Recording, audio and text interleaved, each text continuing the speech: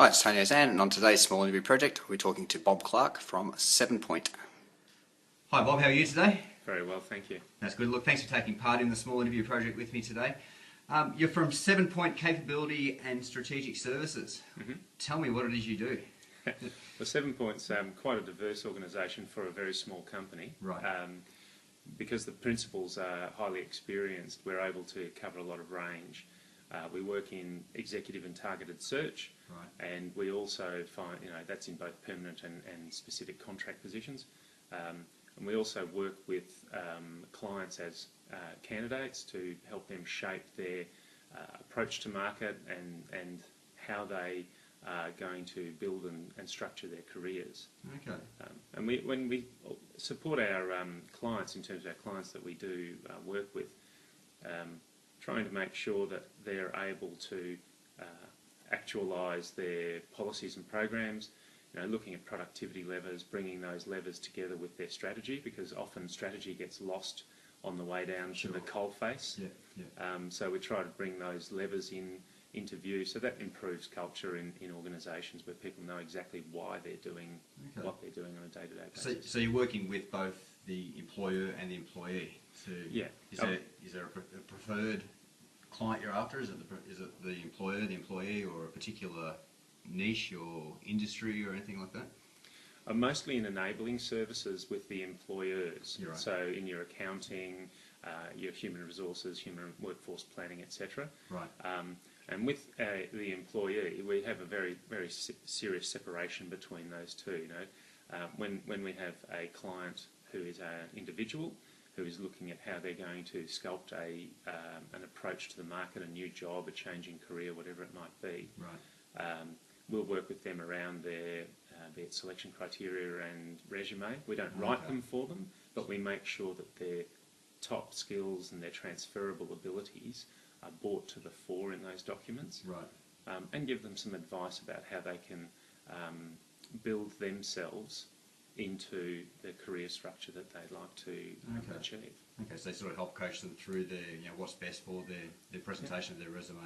Yeah. And do you help with finding people's sort of right career path as well? You sort of, make suggestions as to which way they should be going if they're maybe in the wrong direction, or? Nobody's really on the wrong direction, but in terms of some of our clients, in terms of individuals, they'll wish to achieve certain things that they may or may not be ready for. Right. And coming from 30-odd years of hiring people, understanding that thing which is often called the Peter principle, we all end up one level above our level of competence, but making sure that those people aren't stepping into a bear trap, rather they're stepping onto an opportunity where they're going to have to work hard at it, but they're ready and capable of doing it. Okay.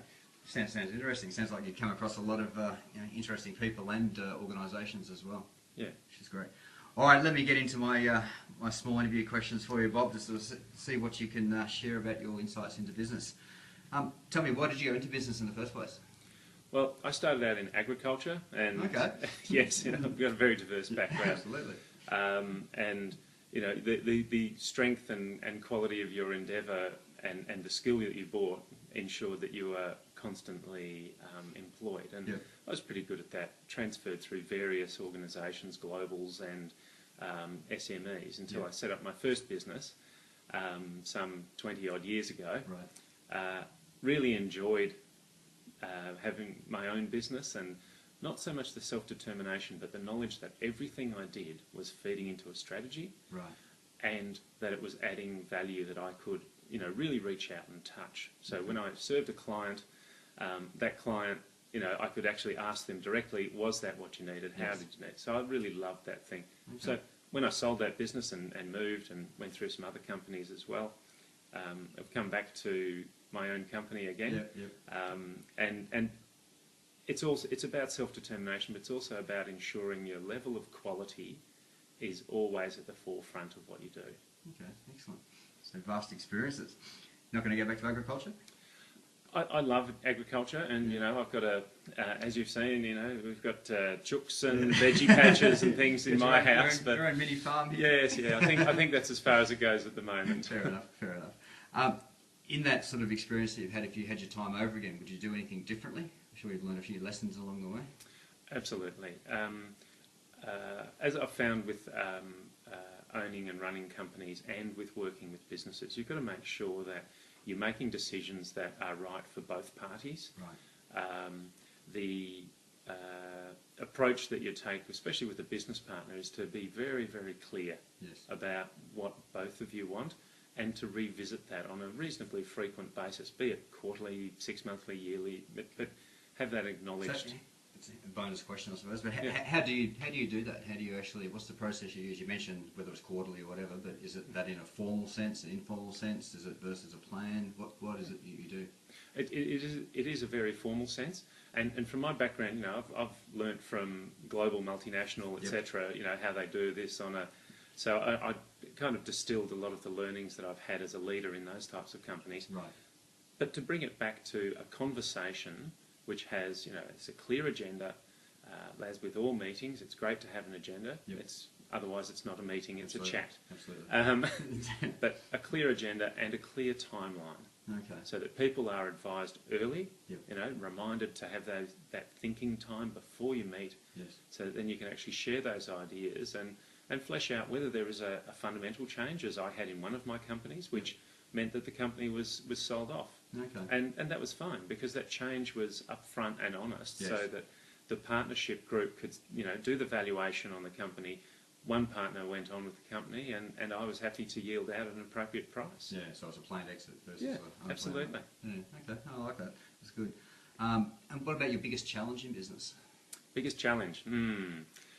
We could always say red tape and taxes, Yes. but especially with small businesses, because there's no flexibility. If a small business, and this goes back to agriculture as well, Yes. small business owner makes a bit of money in one quarter, Yep. then they've got to pay it in tax almost immediately, or Yep. they can carry it forward in certain ways, but that might be the money that they would have made as an employee to put into their kids' college fund, if you want to call the American terminology. Yep. So there's great difficulty in terms of managing your cash over time until a business gets to a certain strength. Yep.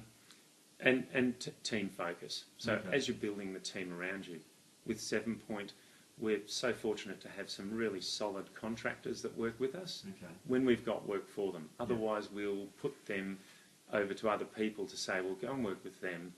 But those people have that same passion for delivery of what the client has asked for, Right. not what they make up along the way. Yeah, yeah. And really, getting people who can focus on what your clients are after whilst taking care of the company, because then the individual is taken care of automatically. Absolutely. And with that model you're using at 7Point, where you're using sort of the contractor resource when you need it, are you finding it a challenge to actually get that resource or get quality resources, or do you have a sort of a good pool that you've built up over time? Well, the pool's been built up. I've been in Canberra now about 10 years. Right. The pool has been built up in my time coming from both agency recruitment and executive search. Right. And with my business partner being in the space as well, he's also got a very strong network. He's a lifetime Canberran. Okay. And he's given me a small tattoo to show that I'm allowed to come back in. But the sentient worker, or the thinking workers, love nothing more than being put into jobs that they can achieve well at. Definitely. Not being shoved or slammed into the envelope of something that they're worried constantly about their reputation. Yep. And so we take great care to ensure that those people that we have some care for, Yep. that they actually can achieve within their roles. Okay. Whether it's doing exactly what they did yesterday or not, but they can be successful in their roles. Okay. And that breeds a network which is very positive, and we get people coming up to us now and saying, have you got anything? Not yet, but we'll, and we work them on, we put them on our bench. Okay.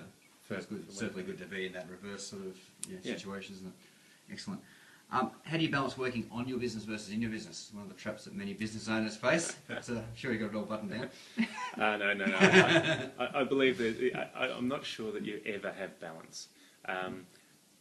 You need to understand the two forces more than balance them, I believe, because in a large business, you take the senior executives off site and, you know, go to Barrel or somewhere like that and, you know, contemplate navels. But you come back and there is the 2 or 3 or 5 days work extra. Yes. When you come back. So it's about balancing those. I was fortunate to grow up in a household which was very much focused on nation building and infrastructure.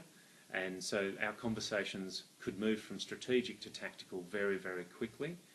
But you had to finish each conversation. Right. And, you know, it wasn't my parents weren't there with a ruler saying, right, finish that conversation.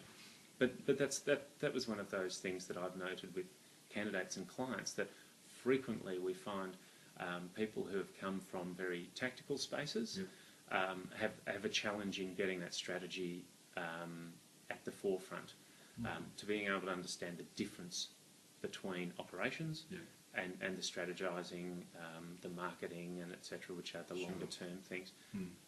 I don't believe you ever get balance. You just have to do what is needed. Yeah, absolutely, absolutely. And my last question for you, Bob, is anyone out there considering going to business, what advice would you have for them? Well, my advice in some way would come from how we drew up our logo. And I know it sounds a little bit bizarre, but the 7-Point logo is based on the Federation Star of Australia. Okay. It's a 7-point star, hence the name. Yes. But the logo has 3 of the points joined. And you've got to understand that this speaks to the fact that although people think there might only be 2 people or 2 organisations in a conversation, there is always another very solidly linked influence. So be it government regulation, be it other companies, etc. And the other 4 points are formed as chevrons as they would sit in the 7 points. And those are your externalities. So I think the advice is always to understand that there is usually something beyond what you think there is in any conversation or any transaction, and that you to feel good about yourself in business, you need to also understand that you're affecting community and networks, you're affecting people's families and the environment, etc. And so, you know, I just believe that you bring those things together, then you can really understand what you're trying to achieve and whether or not you can live with it. Because it's bloody hard work in your own business, and you need to be able to go to bed at night saying, I'm happy with what I do. Absolutely. I like it. I love the logo story. It's brilliant. Look, Bob, thank you very much for your time and for your insights, and good luck with everything with 7-Point. It's been my absolute pleasure. Thanks, Tony. Thanks.